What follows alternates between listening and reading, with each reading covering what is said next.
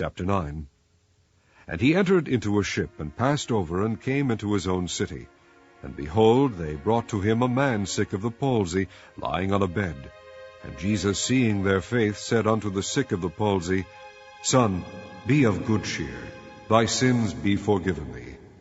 And behold, certain of the scribes said within themselves, This man blasphemeth. And Jesus, knowing their thoughts, said, Wherefore think ye evil in your hearts? For whether is easier, to say, Thy sins be forgiven thee, or to say, Arise and walk? But that ye may know that the Son of Man hath power on earth to forgive sins, then saith he to the sick of the palsy, Arise, take up thy bed, and go unto thine house.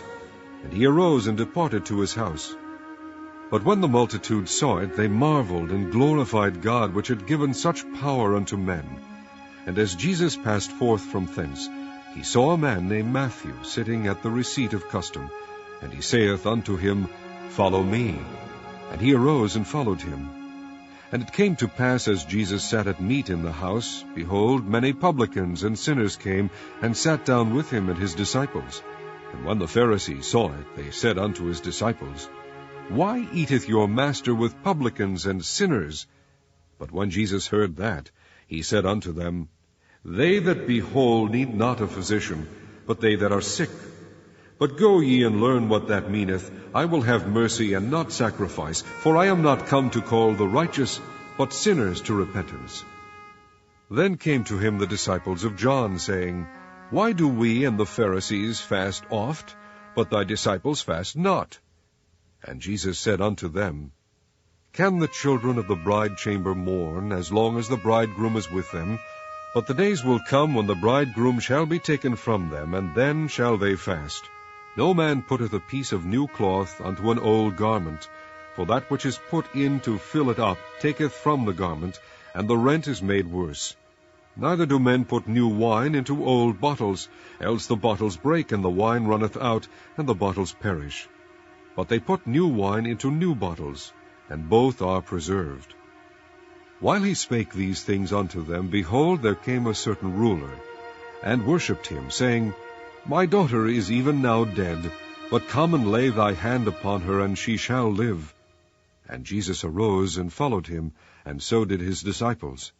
And behold, a woman which was diseased with an issue of blood 12 years came behind him, and touched the hem of his garment. For she said within herself, If I may but touch his garment, I shall be whole.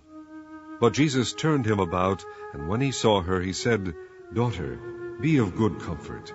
Thy faith hath made thee whole. And the woman was made whole from that hour. And when Jesus came into the ruler's house, and saw the minstrels and the people making a noise, he said unto them, Give place, for the maid is not dead, but sleepeth. And they laughed him to scorn. But when the people were put forth, he went in and took her by the hand, and the maid arose. And the fame hereof went abroad into all that land. And when Jesus departed thence, 2 blind men followed him, crying and saying, Thou Son of David, have mercy on us. And when he was come into the house, the blind men came to him, and Jesus saith unto them, Believe ye that I am able to do this? They said unto him, Yea, Lord. Then touched he their eyes, saying, According to your faith be it unto you. And their eyes were opened, and Jesus straightly charged them, saying, See that no man know it. But they, when they were departed, spread abroad his fame in all that country. As they went out, behold, they brought to him a dumb man, possessed with a devil. And when the devil was cast out, the dumb spake.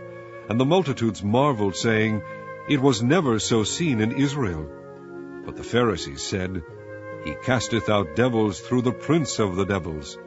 And Jesus went about all the cities and villages, teaching in their synagogues, and preaching the gospel of the kingdom, and healing every sickness and every disease among the people.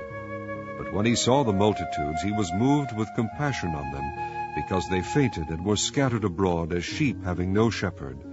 Then saith he unto his disciples, The harvest truly is plenteous, but the laborers are few. Pray ye therefore the Lord of the harvest, that he will send forth laborers into his harvest.